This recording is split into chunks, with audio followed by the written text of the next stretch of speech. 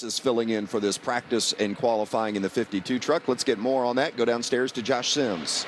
Yeah, and I just talked with the crew chief of the 52 team, John Leonard, who said the plan was for Stuart Friesen to get down here early yesterday, but you know how Mother Nature goes. Travel delays for Stuart. He's in Chicago right now, waiting to get a flight down here. So in the meantime, this morning, Trip Bruce called up fellow Toyota driver Bubba Wallace, asked him if he would hop in for practice and qualifying. Bubba said, of course he will. So he's about to get out there and take some laps and get some info that they'll need for Stuart Friesen for later on. They didn't have to make too many adjustments, just put Bubba's insert in there. Everything else was pretty much good to go. So you'll see Bubba Wallace in the 52 for practice and qualifying, and Stuart Friesen hopefully here tonight for the race, guys. I see a lot of advantages for Bubba and the Hallmark Friesen team to have a guy like Bubba get in the truck at this stage. What do you see, how do you see it, and what are those advantages? Bubba's won at this level, and he's won 6 times, so he knows how to get the job done behind the wheel. It's always, you know, Stuart is a great racer, but it's always fun to get a differing opinion. Tell me what you think about what we're doing and how we're going about things. And Bubba's experience and his knowledge and his speed makes him the perfect guy to hop in that truck and see what's going on. So this practice session will lead us right into qualifying, and qualifying will be a single lap for each of these drivers. Of course, we'll set the field for tonight's race here at Kansas. This session, Vince, it's really important for trucks that we know will be contending for the win. Just to hop out there, have a truck that they like.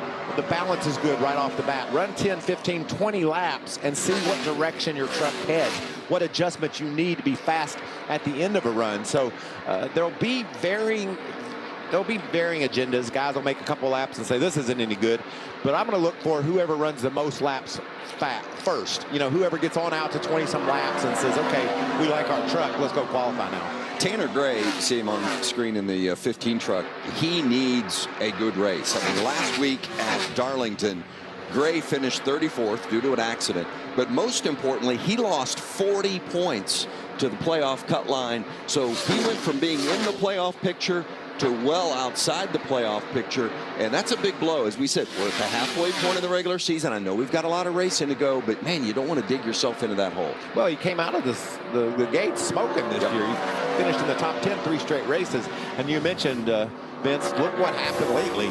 Down below the cut line is Tanner Gray. So Crafton had a penalty after the race at Darlington. That penalty was rescinded, so he got his points back. It just makes it really tight right there where it depends if you make the playoffs or not. You know, you bring up the Crafton penalty. He finished 5th in the race, crossed the line 5th, but then was DQ'd in post-race tech.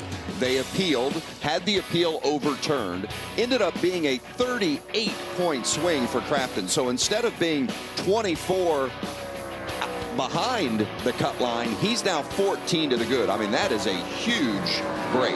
It is, and the speed he had at Darlington was probably the most we've seen from that team all season long. So he was able to get out there, run fast, run up front all night long, get a top 5 finish, and then just take a gut punch on in post-race inspection. And the details, they're still working through NASCAR to understand exactly what happened there, but the team got their finishing position back, and I look for Matt to be really strong here. He's always good on the 1.5 miles, and that team's performance last week tells me they found a little bit of something with the 88 truck. Well, and he is a 3-time winner here at Kansas.